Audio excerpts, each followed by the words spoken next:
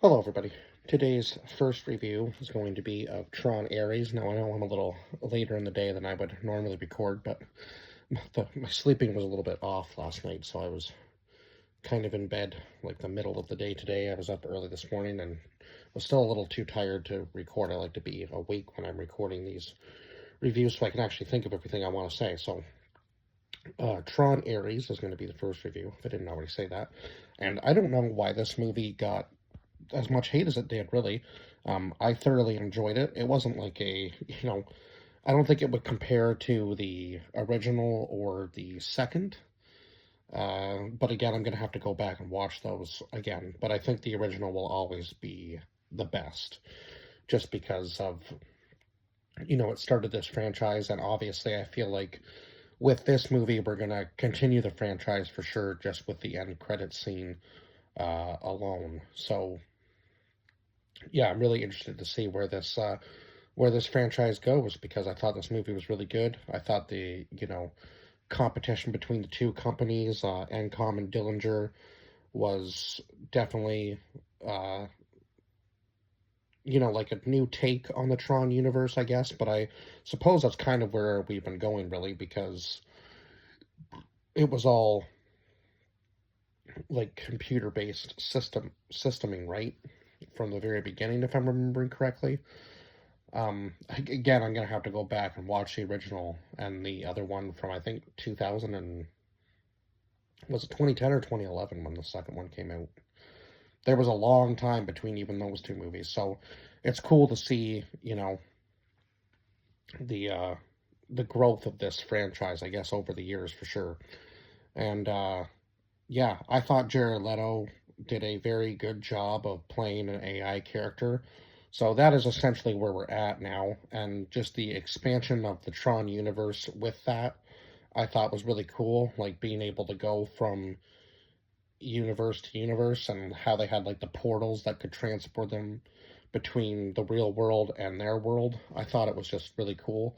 So instead of going into the Tron universe now, the Tron universe is coming to us, right? So it's a very different take from what the previous films, I guess, have shown, because in the previous films, we've obviously gone into the Tron universe, right? And now everybody's in this race to find this thing called the permanence code, so their creations can be, permanent instead of lasting for, I think it was like 29 minutes was the longest that Ares and, oh my God, Athena could last in the real world. So it didn't matter what he created. Even when he created the dart, like the tank that he was making for the military, like this is going to be like the future of military, right? But I got thinking, even if the soldiers only lasted a limited amount of time, it takes 5 minutes to create whatever you want uh, with the lasers, right, from the Tron universe. So I was kind of thinking, um, like if you created like 100 soldiers in 5 minutes, and each of them lasted a half an hour, and you constantly like train them the same way he trained Ares inside the system, you would have some pretty deadly soldiers that could last a half an hour each, and you could just constantly keep creating more and more soldiers in small groups until you had like an entire army. It would almost be like an endless wave. So technically there are benefits to, I guess, kind of being able to create whatever you want. Of course you want it more permanent, but at the same time, if something gets destroyed, you can just create a new one right off the hop, and it doesn't take that long. It seemed to even take less and less time as the movie went on. And of course, eventually the Tron universe became more powerful, or at least uh, the Dillinger side of things became more powerful, at least, and it seemed like they were able to create the bring themselves into the real world at a certain point, and they were following their commands, except for, of course, obviously Ares, who was slowly becoming smarter inside the system.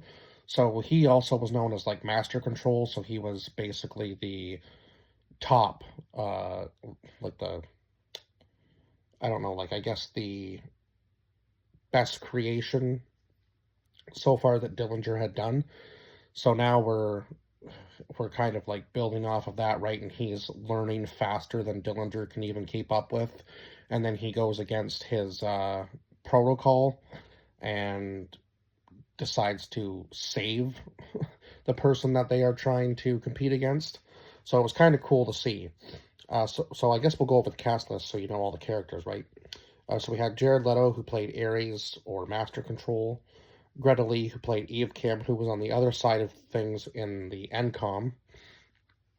And she was the one that found the permanence code first after her sister had passed away, and her sister was on the same trail as her, right? So they're actually in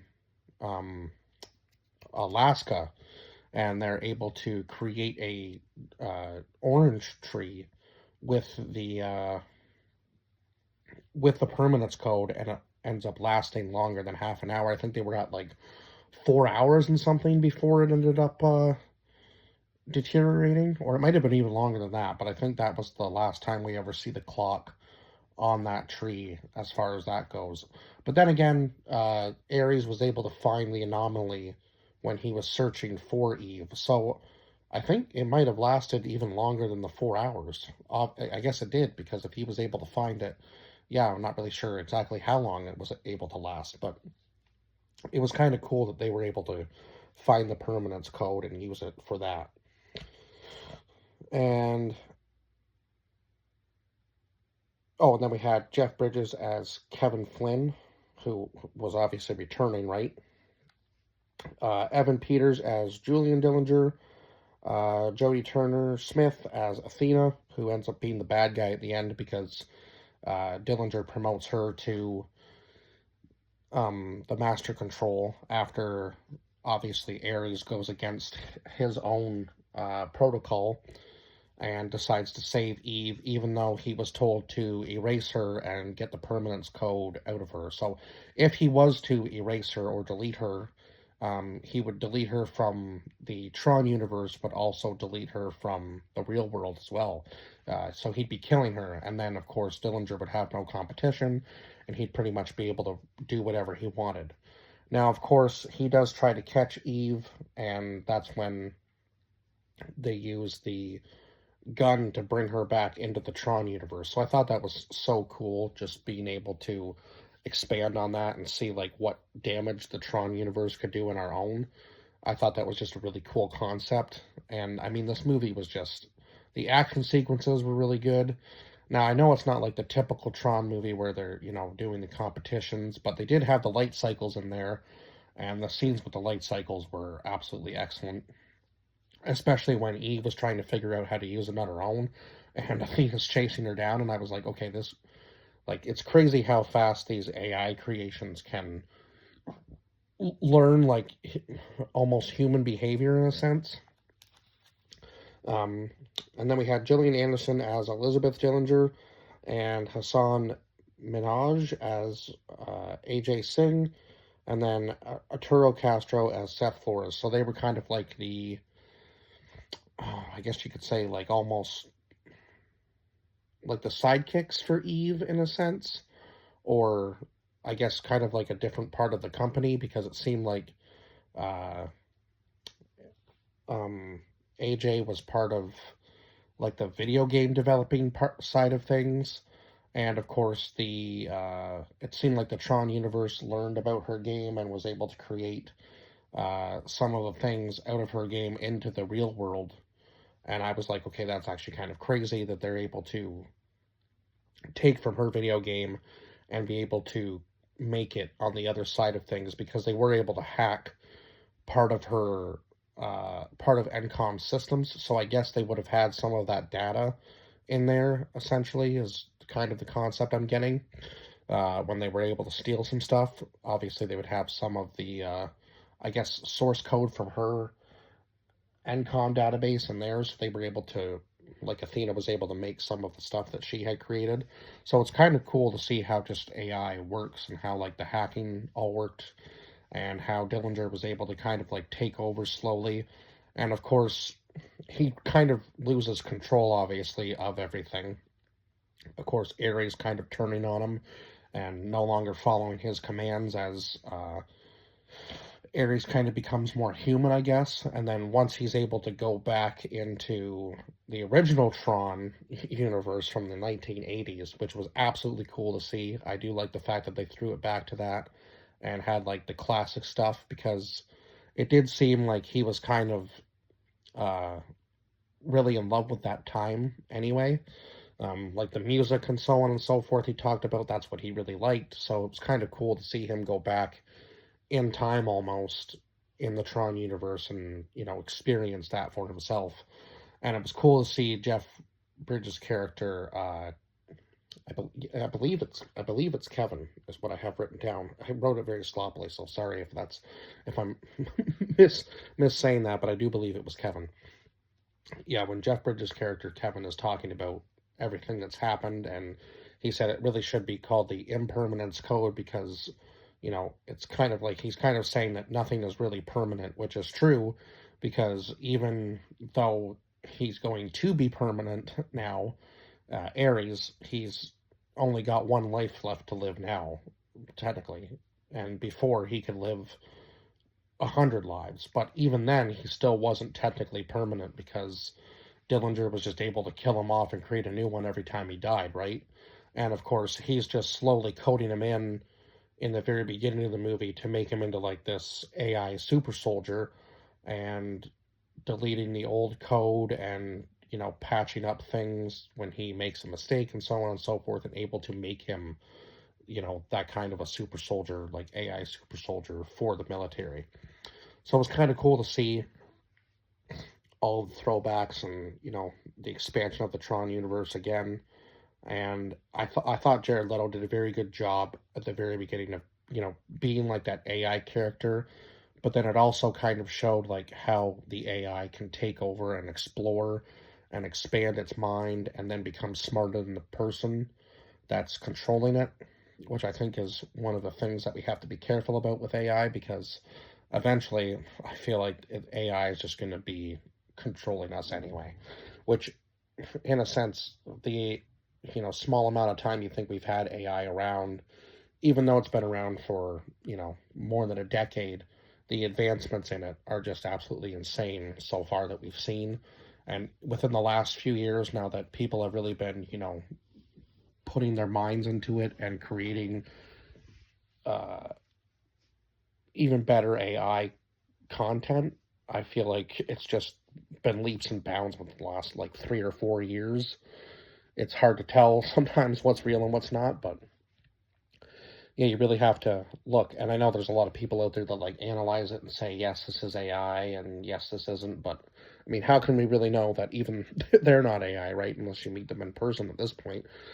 It's kind of crazy to think about that AI can be that powerful. So it was definitely cool to see that. And even Athena became more powerful than what Dillinger could do. And then he obviously is getting caught at the very end of the movie and decides to reverse the lasers and put himself into his own universe. And I believe, from what I see, he is going to try to rewrite the code of his universe that just got destroyed from inside, from like the inside out.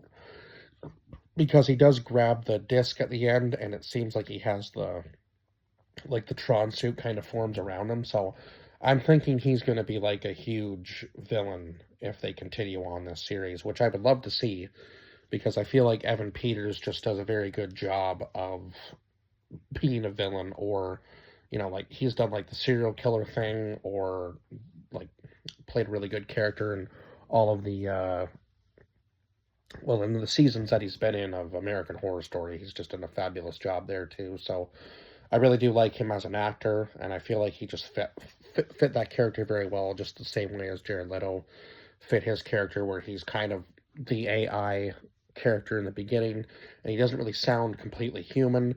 But then once he gets the permanence code and he becomes permanent, like the whole one life thing, he starts to sound a little bit more human, obviously, at the end of the movie. So it's going to be interesting to see where they take that character too, because he is still technically Ares, and he still does have those powers. So I'm interested to see where they're going to take that as well. But yeah, 8 out of 10 for this movie. I think I've pretty much covered everything I can.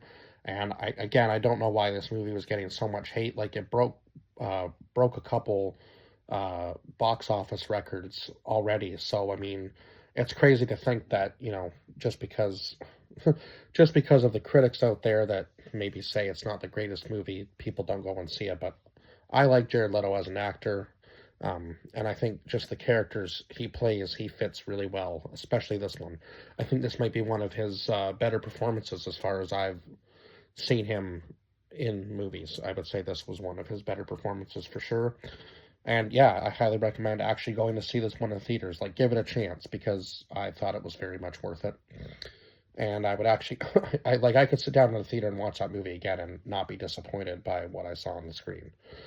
Especially being a fan of the first two movies and now probably going back to watch them again just to kind of get a refresher. But yeah, just this movie as a standalone was good. Like, if you haven't seen a Tron movie and you're thinking about, dabbling into that universe, I would say go see this one. And yeah, I feel like it covers enough to kind of, it covers enough of the backstory kind of at the very beginning to let you know at least a little bit about what's going on. So, yeah, other than that, I guess I will see you guys in the next review. Bye bye for now.